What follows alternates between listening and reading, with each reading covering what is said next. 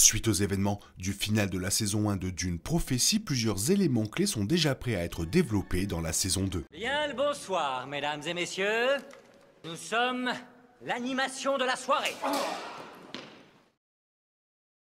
Dune Prophétie est une série en 6 épisodes basée sur le roman de 2012 Sisterhood of Dune qui a été écrit par le fils de l'auteur original de Dune, Frank Herbert, Brian et Kevin J. Anderson. L'histoire se déroule plus de 10 000 ans avant l'ascension de Paul Atreides. La série révèle les origines de la puissante confrérie de l'ombre connue sous le nom de Bene Gesserit et comment elles ont manipulé le destin de l'humanité. L'épisode 1 a présenté Valia Harkonnen, une leader féroce et calculée, et sa sœur biologique Tula Harkonnen. L'épisode 2 révèle ce qui est arrivé à Lila et à sa grand-mère, la révérende mère Dorothea, après que Tula et Valia l'aient encouragée à endurer l'agonie. Dans l'épisode 3, Tula prend la vie de Lila en main après qu'elle soit apparemment morte pendant le rituel de l'agonie et tente de la ressusciter grâce à l'utilisation d'une technologie interdite. L'épisode 4 révèle que Lila a été ressuscitée grâce à une machine pensante. L'épisode 5 présente l'ascension au pouvoir de Desmond Hart, tandis que l'épisode 6 voit Tula renouer avec son enfant abandonné à moitié Atreides, Desmond Hart.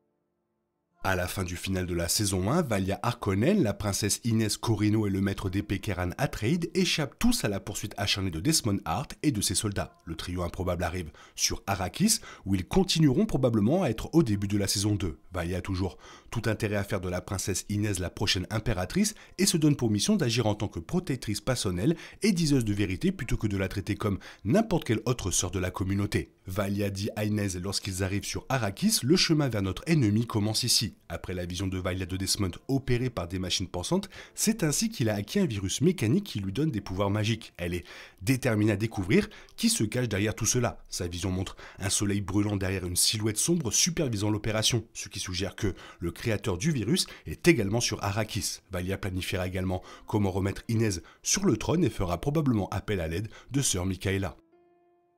Tout comme la saison 1, Desmond Hart restera probablement le plus gros point d'interrogation de la saison 2. Après avoir semblé reconnaître Tula Harkonnen comme sa mère et avoir découvert que Théo est une danseuse visage, il les fait arrêter toutes les deux. Elles devraient tous deux être maintenues en suspension comme Keran et Desmond l'étaient tous les deux dans la saison 1. Tula expliquera probablement pourquoi elle a abandonné Desmond alors qu'il n'était qu'un bébé et comment cela faisait partie d'un plan pour contrer Valia. Théo restera probablement fidèle à Valia et à la communauté à moins qu'elle ne découvre la vérité sur le meurtre de Dorothea par Valia, ce qui pourrait rompre son lien avec celle-ci. Desmond et Tula ont de fortes chances d'être d'accord et même de travailler ensemble pour mettre fin au règne de Valia sur la communauté. La mort choquante de l'empereur Javico faisait partie du plan de Valia, même si elle ne savait peut-être pas exactement comment cela allait se produire. Elle a demandé à Francesca d'éliminer Javico, mais elle s'attendait probablement à ce qu'elle ne puisse pas le faire. Comme le destin l'a voulu, Javico a retourné sa propre lame contre lui-même après avoir découvert qu'il n'avait jamais vraiment connu de véritable jour de liberté. Encore plus choquant, l'impératrice Natalia a tué sœur Francesca dans le cadre de sa propre vendetta contre la sororité qu'elle partage avec Desmond Hart. Natalia et Desmond représenteront probablement ensemble le trône impérial au début de la saison 2. Bien que Desmond ne veuille peut-être pas assumer l'entière responsabilité de l'empereur, ou n'en ait peut-être pas l'occasion, cela ouvrirait les portes à Inès et à son amour Keran Atreides ou même à Constantine pour revendiquer le trône impérial.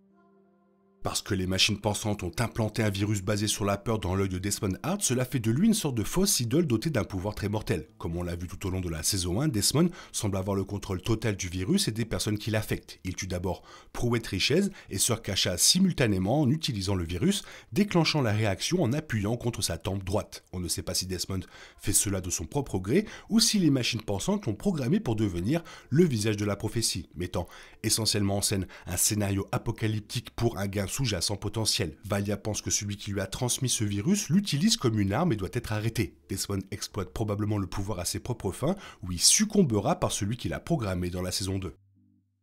Avec Talia et Tula hors de vue à la fin de la saison 1, la communauté semble avoir retrouvé sa leader légitime avec Dorothea, qui a émergé grâce à sa petite fille Lila. Dans le final de la saison 1, Dorothea révèle la vérité sur Valia à la communauté et établit rapidement sa propre suite. Lila peut également exploiter la présence de la mère supérieure d'origine Raquela, ce qui signifie que Valia pourrait avoir du mal à reprendre le pouvoir sur la communauté. Dorothea et la sororité découvrent également la technologie interdite des machines pensantes que Valia et Tula cachent pour leur plan diabolique.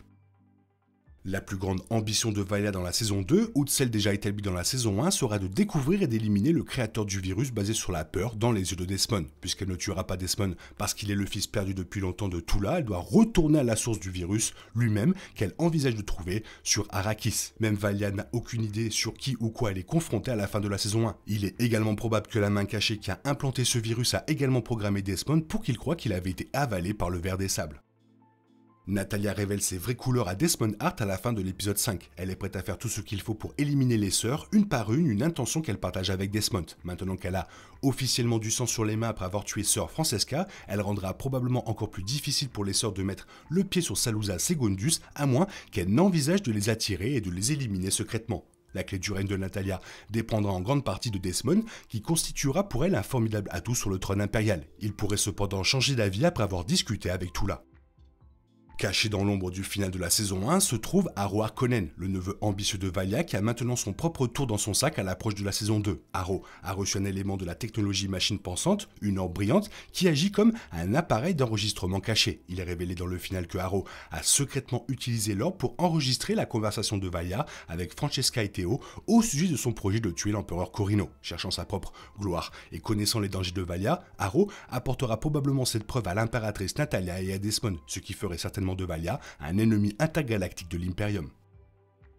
Le prince Constantine Corrino n'a pas beaucoup de rôle dans le final de la saison 1 et doit encore s'imposer comme un véritable acteur dans ce jeu de pouvoir et de tromperie. Grâce à l'aide de Francesca et au plan de Valya, Constantine a été nommé pour superviser la production d'épices sur Arrakis, ce qui signifie qu'il est plus que susceptible d'apparaître sur la planète Dune et d'y retrouver sa sœur. Découvrir où se situe la loyauté de Constantine dans la saison 2 sera intéressant à voir. Il a dénoncé Kéran comme étant un insurgé et peut être fier de son nouveau rang impérial, ce qui pourrait le retourner complètement contre Inez. Là encore, ses deux parents sont morts et il cherchera certainement des réponses et quelqu'un à blâmer. Le plan génétique de Valya étant désormais exposé, il pourrait être supprimé par Dorothea et la révoltante communauté. Le final de la saison 1 montre Lila Dorothea frappant la machine, suivi du bruit de la mise en tension. Cela impliquerait que Dorothea a réussi à détruire le plan de Valya, ce qui causerait d'énormes problèmes pour sa vision de la sororité et la main cachée dans la sélection des lignées royales. Si Lila détruit Annie Rule à la fin de la saison 1, cela peut signifier qu'elle s'est également retirée car elle est alimentée par la technologie machine pensante après que Tula l'ait ressuscitée. Ça donne vraiment envie, vivement la saison 2, même si je pense qu'il va falloir quand même attendre 2 ans. Toi, qu'est-ce que tu penses de tout ça? Fais-moi part de ton avis dans la zone commentaire, sinon il est temps pour toi de reprendre le cours normal de ta vie. On se retrouve bientôt pour une nouvelle vidéo. Bisous, bisous, bye bye.